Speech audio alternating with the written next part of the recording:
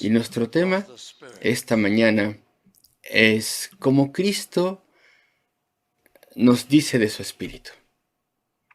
Y como mencioné en nuestra lectura bíblica, aquí tenemos la última noche en la que Cristo instruye a sus discípulos, a los discípulos, a los que serán sus discípulos, y les instruye antes de su muerte en la cruz del Calvario.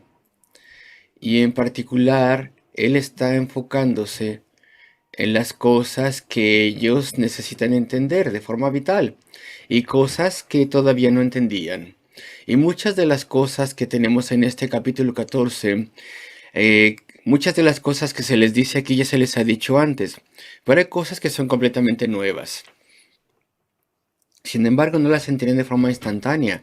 De hecho, en el capítulo 16 vemos que todavía dicen, pero no entendemos qué es lo que estás diciendo cuando dices esto y cuando dices aquello. Y de pronto lo entienden. De pronto, a través de la bendición de Dios, ellos comprenden todas las cosas que son puestas delante de ellos aquí.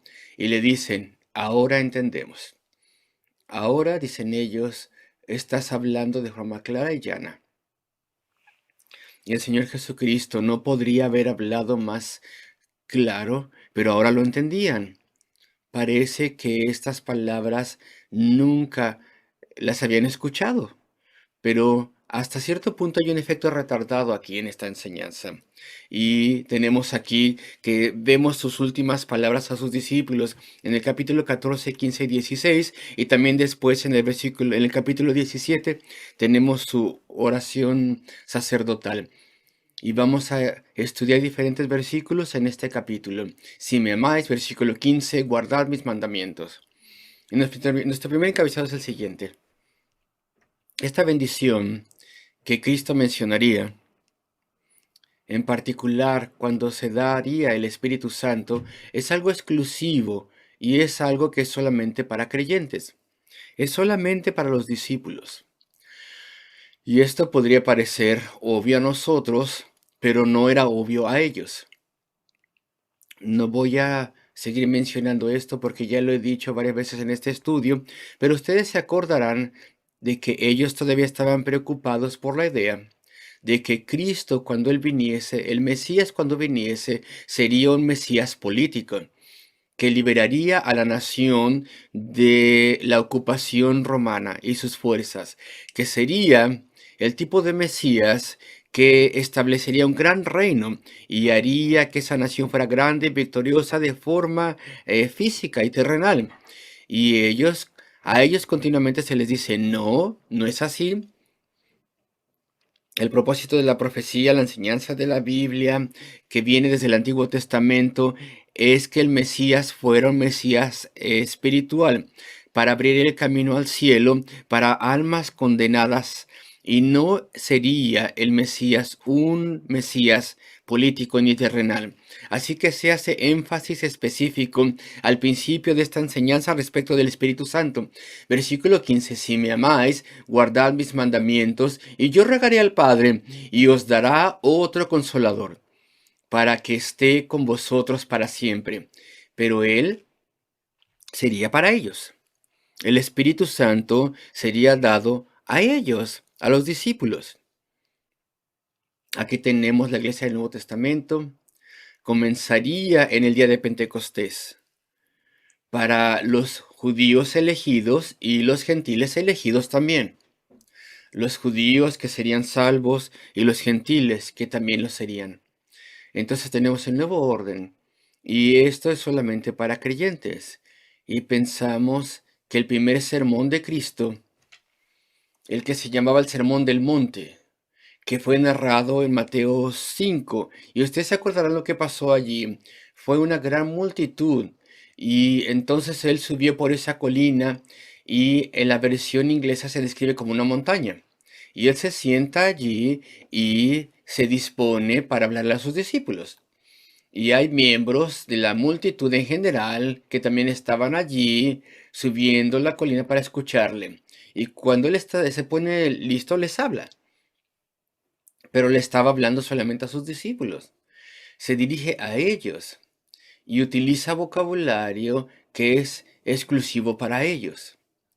Y les dice al respecto de los estándares y las reglas del nuevo reino. La multitud sí estaba allí, estaban escuchando también, pero todo es como una ayuda visual, porque solamente le estaba hablando a sus discípulos. Las características de mis discípulos son tales y tales aquellas otras, y ellos serían en particular bendecidos. Y desde el principio estaba diciendo, a través de la forma en que hablaba y a través de las cosas que estaba diciendo, no, esto no es para todas las personas, esto es para aquellos que creen en mí. Esto es para aquellos que son mis discípulos. Pero ellos todavía no lo comprendían completamente, que la iglesia de Jesucristo sería conformada por aquellos que son rescatados de la incredulidad y del mundo, y que la bendición del Espíritu Santo sería solamente para ellos. Así que comienzo con esto. Y aquí, en el versículo 15 del capítulo 14, dice, si me amáis, guardad mis mandamientos. Es como si Él les dijese, puedo expandir un poco y amplificar sus pasajes, sus palabras y el pasaje para el beneficio de nuestro entendimiento.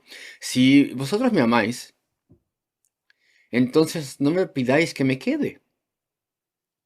Si vosotros me amáis,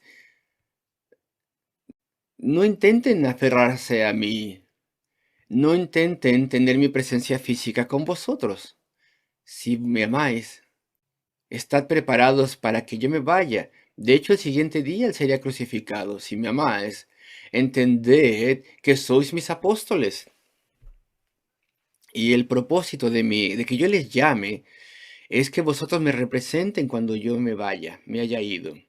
Y entonces será el nuevo orden, la nueva iglesia, y en última instancia será una iglesia mundial.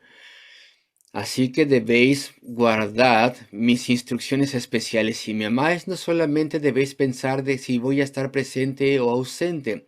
Debéis pensar que debéis tomar la gran comisión que yo os daré y debéis obedecer mis mandamientos si me amáis. Y ese es el sentido de lo que se dice aquí. Si me amáis, guardad mis mandamientos. Y nuestras mentes instintivamente pensarán los 10 mandamientos. Pero ¿por qué el Señor dice mis mandamientos? Pues claro, si tenemos que guardar todos sus mandamientos, cuando somos salvos por Él, de forma voluntaria, nosotros tomamos la ley de Dios moral en los 10 mandamientos. Y eso se explica en la Biblia, se amplifica en la Biblia, así es la regla de la vida para nosotros a través de su ayuda. Pero mis mandamientos, aquí esta frase hace referencia más específicamente a sus instrucciones a ellos como apóstoles y a nosotros por extensión también. Por ejemplo, entonces, ellos se acababan de sentar en la cena del Señor, la primera cena del Señor. Y en el en el Evangelio de Lucas se dice que Cristo les dijo, haced esto en memoria de mí. Esa es una de sus órdenes, sus mandamientos. Guardad mis mandamientos. Y aquí no solamente estamos hablando de todos los mandamientos morales de Dios que se da de forma general, sino que estamos hablando de los mandamientos específicos de Cristo. Y también hay otra cosa en el capítulo anterior. Amaos los unos a los otros. En la iglesia cristiana, como creyentes, vosotros debéis amaros los unos a los otros. Y hay otros también que son mandamientos específicos de Cristo. Y muy pronto tendrían la gran comisión y después de la resurrección, y la tendrían ya de forma embriónica en este capítulo, ya lo vimos antes. Estos son mis mandamientos, instrucciones especiales a los apóstoles y a cristianos que las sigan. Y es decir, debéis predicar el Evangelio y hacedlo conocido a todas las naciones, bautizándoles en el nombre del Padre, del Hijo y del Espíritu Santo. Estas son las cosas a las que se refiere Cristo. Y claro que también todo la ley moral está incluida. Si me amáis, entonces debéis llevar a cabo mis instrucciones. Yo soy el Señor de la iglesia y vosotros los apóstoles de la iglesia futura. Y esto es lo primero. Esto es exclusivo para sus siervos. Segundo encabezado, versículo 16. Aquí tenemos esto que es al respecto de la persona del Espíritu Santo. Y esto verdaderamente necesita que lo estudiemos cuidadosamente. Yo rogaré al Padre y os dará otro consolador para que esté con vosotros para siempre. El Señor hace referencia, como dice el versículo 17, al Espíritu Santo, al Espíritu de verdad, la persona del Espíritu Santo. ¿Cuánto los discípulos habían entendido al respecto del Espíritu Santo antes de esta última noche? Esa es la pregunta que voy a hacer. ¿Cuánto la persona judía promedio sabía al respecto del Espíritu Santo antes de esta última noche? Mira el versículo 16 cuidadosamente. Y yo rogaré al Padre y os dará, pero él también es llamado el Espíritu de Cristo, os dará otro consolador. Aquí tenemos una persona de la deidad. Cristo es su consolador. Y la palabra que se traduce aquí, consolador, puede ser traducida de diferentes formas. Y algunos lo han traducido como protector, otros lo han traducido como ayudador, otros lo han traducido de acuerdo al sentido literal, abogado, defensor. Pero ese no es el sentido primario que se tiene en mente aquí, es obvio. La traducción inglesa lo traducen como nosotros en español lo tenemos en la Reina del 60, consolador. Y les explicaré por qué, pero este protector, este ayudador, este consolador, y ya tenían uno. El Señor Jesucristo era su consolador, su protector. Él es el Hijo de Dios, el eterno Hijo de Dios. Él es la segunda persona de la Trinidad. Él es un miembro de la deidad. Él es uno con el Padre, un Dios y tres personas. Él es una persona divina, pero Él les iba a dejar. Y entonces iban a recibir otro consolador, otro ayudador, otro protector, otro abogado, otro defensor. ¿No te das cuenta que aquel que recibirían y que reemplazaría a Cristo es como Cristo mismo, una persona divina? Es el Espíritu Santo, la tercera persona de la Trinidad, de la deidad, quien es igual al Padre, quien es igual al Hijo. Y esta es probablemente la primera vez que los discípulos de verdad entendieron esto. Ellos sabían al respecto del Espíritu Santo. El término Espíritu Santo estaba siendo utilizado comúnmente entre los judíos en aquel entonces. Y les voy a mostrar cómo es que lo sabemos. Pero muy probablemente ellos habrían tenido, entre sus muchos malentendidos, tenido otro malentendido pensando que el Espíritu Santo solamente tal vez era una fuerza. Tal vez era una fuerza que emanaba de Dios. Dios en acción, el poder de Dios. Otro nombre para el poder de Dios. Tal vez nunca se habían puesto a pensar respecto de él, pensando que era una persona divina diferente, distintiva, uno con el Padre y con el Hijo, pero diferente. Y aquí lo tenemos. Y yo rogaré al Padre y os dará otro consolador, para que el sujeto implícito, para que Él esté con vosotros para siempre. Y esa palabra significa que Él es una persona, es un sujeto implícito aquí, para que Él esté con vosotros para siempre. Y yo rogaré al Padre, y os dará otro consolador, otro protector, ayudador, abogado, defensor, para que Él esté con vosotros para siempre. Y es tal vez la primera vez que los discípulos escucharon esto claramente explicado. En el Antiguo Testamento vemos que el Espíritu Santo es mencionado muchas veces. Y al ver el Antiguo Testamento con ojos del Nuevo Testamento es obvio que Él es un miembro de la deidad, de la Trinidad. Pero uno tiene que decir que tal vez no fue obvio a las personas de aquellos días. Es obvio a nosotros ahora.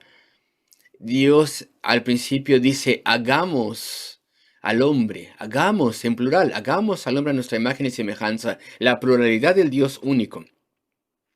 La vemos desde el principio. Pero ves tú, los israelitas tenían una oración. Hasta este día es una oración para los judíos estrictos que dicen 2 veces diariamente. El Shema, que viene de Deuteronomio capítulo 6. Escucha, oh Israel, el Señor nuestro Dios, un Dios es. Es un Señor, un Dios. Todos los días lo decían.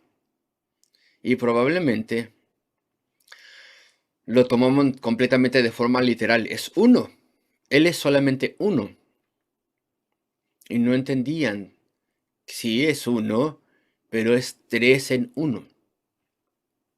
Un Dios, una esencia, un ser divino, y aún así en el misterio de la deidad son 3 personas diferentes que comparten en completa armonía todo pensamiento, todo atributo, y probablemente los judíos no lo entendían. Y ahora se les está explicando. Cristo se los está explicando a ellos. Yo me voy, pero en mi lugar, van a tener al Espíritu Santo, al Espíritu de verdad, que será residente dentro de ustedes y obrará dentro de ustedes de forma espiritual, grabando en sus mentes y corazones las cosas celestiales divinas tan claramente como si yo estuviera con ustedes, como si yo de forma física estuviera enseñándoles. Ahora vamos a entrar a la edad del Espíritu Santo, la época del Espíritu Santo. Es lo que les dice Cristo: yo estaré ausente, pero estoy con vosotros a través de mi Espíritu. Entonces vamos al versículo 16. Y yo rogaré al Padre, y os dará otro consolador, ayudador, protector, abogado, para que Él esté con vosotros para siempre. A través de la era del Evangelio, la última era de la tierra, la época de la iglesia, el día de la gracia, hasta que Cristo vuelva. Versículo 17. El Espíritu de verdad, al cual el mundo no puede recibir. Y dice entonces Cristo: yo no he venido a ser un salvador político, he venido a salvar almas. Solamente ellos que reciban el Espíritu serán salvos. El Espíritu de verdad, al cual el mundo no puede recibir porque no le ve ni le conoce, pero vosotros le conocéis porque mora con vosotros y estará en vosotros.